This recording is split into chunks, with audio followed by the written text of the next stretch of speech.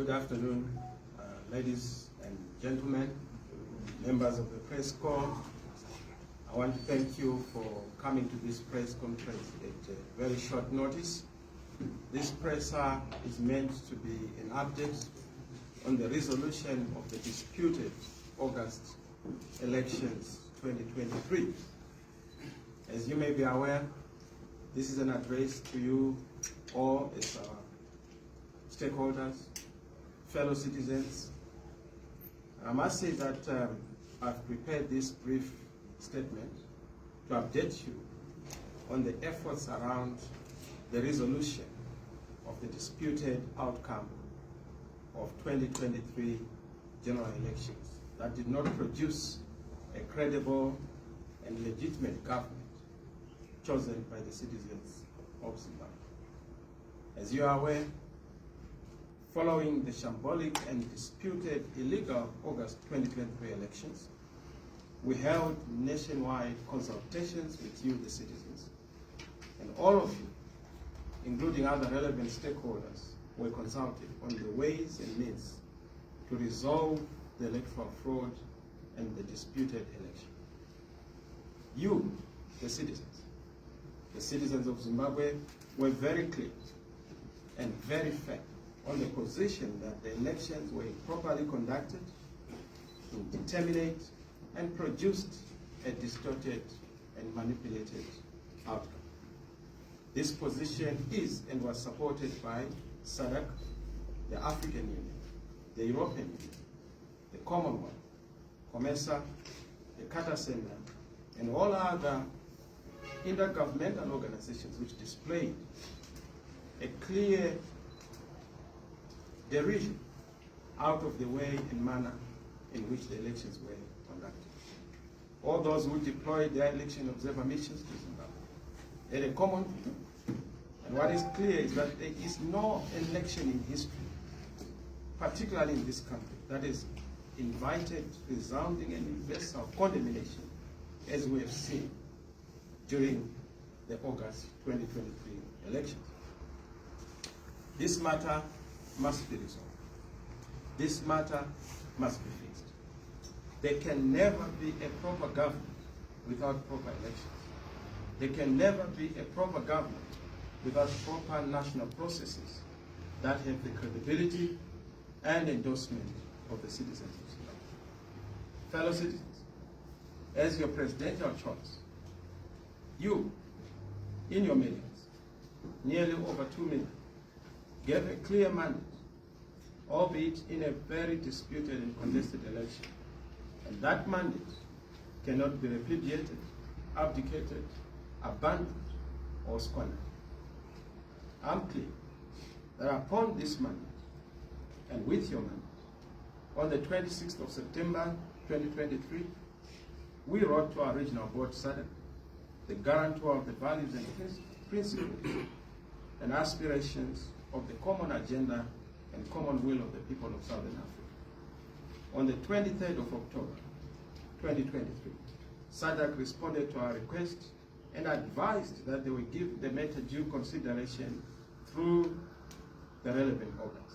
Meanwhile, we noted that various meetings have since been conducted by the leadership of SADC at various levels, in particular the latest extraordinary summit in the organ Troika on the 23rd of March 2024 in Lusaka, Zambia. It is because of this that we have been waiting advisedly, patiently on our request. On the 29th of April, this year, 2024, because considerable time had elapsed, I wrote again to SADC on this matter, delivered a follow-up letter to SADC. We await that response to determine a clear path forward to resolve the governance crisis and the leadership dispute that is in the country. What is clear is that the request to SADC is not a measure in desperation, but is and remains very simple. That as a regional body, which Zimbabwe signed up with, in terms of membership and some vested authority as a supranational organization. We require their facilitation to resolve the issues around irregular and disputed elections. The problem of manipulated elections have produced far many problems, particularly a government that is without a mandate and a government that has since culminated into high levels of intolerance, violations, repression, illegal recalls of citizen representatives, even representatives in a disputed election. In itself, an unprecedented move and an encyclopedic infraction of democratic tenets. You have seen unlawful arrests, persecution of citizens upon all kinds of archaic, intimidatory, and suppressive manifestation, in themselves a clear indication of the lack of money.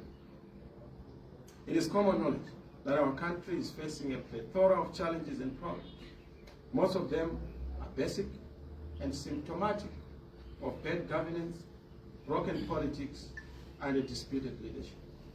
We are suffering from a tanking economy, systematic corruption, population living in extreme poverty, almost 49% of the population, man being looted, almost 1.8 billion in terms of the latest statistics being looted annually, 100 million worth of gold being smuggled monthly, galloping hyperinflation, half of the population being food insecure, and over 3 million Zimbabweans being forced to migrate, with almost over 89% facing unemployment. And this is all because of disputed national processes and national elections. Only a legitimate government, chosen by the people of Zimbabwe and the citizens of Zimbabwe, has the mandate and confidence to deliver on the necessities and demands of the nation and the public. You've voted for a government of your choice that will deliver healthcare, energy, water, jobs, stable currency, quality education, and other basic services. You know why you voted for change. The current challenges that we are faced are failing to resolve the huge national debts, high inflation, currency distortions, drought starvation, poverty, poor income, a hostile political environment, and of course an air of sadness and brain drain that are all symptoms of a government without a proper mandate. Zimbabwe's challenges are a direct result of the lack of legitimacy and mandate to govern. A truly elected citizen government is the solution to our governance deficit and the desire and necessity of service delivery in our country. We reiterate, as I do, that this point has been made to the AU and indeed the international community, that it is untied and untenable to sanitize and fertilize theft of elections and electoral malpractices by turning a deaf ear and casting a blind eye to matters of gigantic electoral fraud, such as we have seen, in itself an affront to the Africa we want. As you are aware, elections are the highest level through which the mandate is attained and ascertained as a contract between the governing and the governed. No government can justly claim authority to govern unless it is based on the will and consent of the citizens and the people. On that score, none must be allowed to come through to office through the back door, through the window, or coercive means or command antics and tactics, as we have seen in Zimbabwe. Our regional and international institutions are guarantors and custodians of the integrity of institutions, but also integrity of processes, and cannot condemn a process that they have condemned. SADC condemned the process, the AU condemned the process, and therefore condoning it is clearly untenable. And of course, we don't expect them to ultimately endorse a sham and a fraud. It will be a contradiction in terms to determine a process flawed and yet condone its outcome.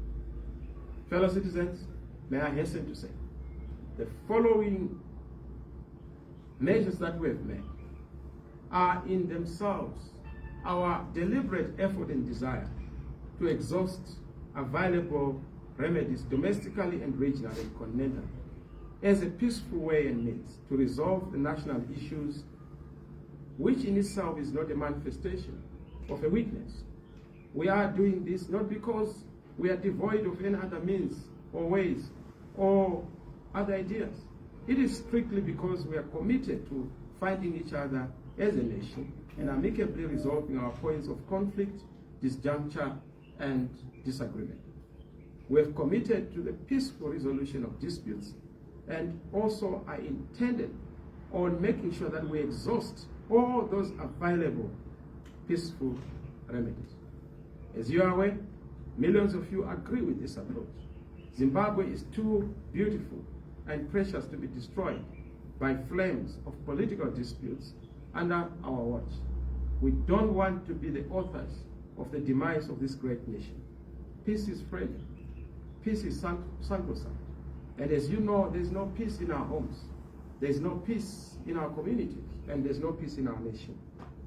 This is why you have over 3 million Zimbabweans who have already flocked out of the country on account of the absence of this peace. But whatever is remaining of that peace needs to be protected. And that breakdown of peace, which is the ultimate result of the recklessness of those in leadership, knows no winner. The opposite of peace leaves all of us losers. Our beautiful country cannot and can never progress on the back of disunity, division, and successive disputed national processes, including contested elections. We are acutely aware of the edges of this matter, and more importantly, that there can never be a talk of 2028 or a viable or stable future for this country without resolving the August 2023, the broken past, and this era and spate of disputed politics. A lot of you have asked, are we going to wait for 2028? No. 2028 is not a date in mind because 2023 has not been resolved. And what we must fix is to fix 2023 and not to wait for 2028. Measures have been put in place and are being put in place to make sure that we secure the victory that the people want to see and the credible government that people want to see. On my part, I'm doing everything necessary to the extent of God's will to seek a lasting solution to the perennial challenges affecting our beloved country. Locally and internationally, I have engaged all the stakeholders, including our traditional leadership, business community, civil society at large, political parties, other political parties, and members of the diplomatic corps. In particular, I've also sought the mediatory role of the church. I've tried to engage the church leadership in their various representative organizations to try and help us resolve disputed elections and contested national processes, albeit with handicapped progress. I've even numerously efforted to engage with other parties, in particular with the presidential contender, the leader of ZANU-PF. He's aware of our point of dispute. I've raised this with him. I've even gone further to give a proposed way forward to resolve the issues that are affecting our country. I can tell you that our point of dispute is clear. It is a disputed election, and that is the center and the basis, the foundation of all our problems. And we've proposed a clear way forward. And we have also developed and shared that roadmap with all other key stakeholders, which paper we are ready to share and make public in due course. It's a very clear and practical way of resolving our challenges. Because what this nation needs is leadership. And what this nation has had are party leaders and not national leaders. We need national leaders. And that's why my focus has not been parties, but the nation. I'm available as a national leader, but I'm not available for partisan politics. We have engaged different stakeholders within SADC as a region, particularly the trade unions within SADC, the civil society, but more importantly, at heads of state level, I've engaged leaders, various heads of state, through delegations I've dispatched into the various capitals of our region and the continent to brief the esteemed excellencies about the dispute in the country, election dispute, the political stalemate, and our proposed way forward. And I must reiterate that the point I made to them is that we acknowledge that there is a de facto government, but the de facto government is not a legitimate government.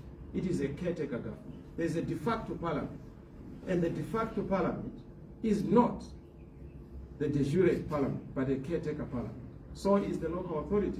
So whatever we have are placeholders, but we need a proper mandate from the citizens of Zimbabwe to have a proper government, a position that they've understood and appreciated.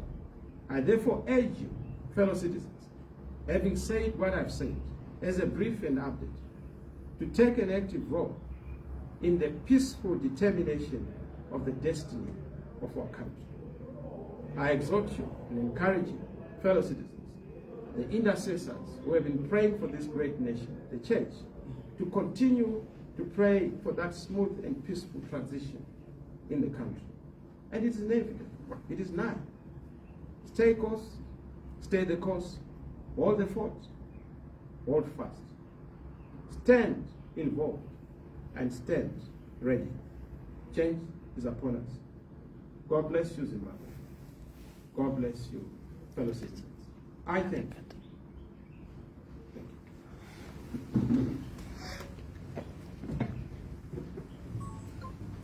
I was going to take questions, but because this was just an update, I hope that you will understand. In fact, I hope our communications team emphasized that we are going to then come up with the next episodes of the direction that we are going to take. I felt that there was need for you to know where we are with SADC, with the diplomatic corps, where we are with various other stakeholders. And of course, from there, we are going to then declare on the way forward. But tell you what, don't despair. Change is coming, as I said. Thank you.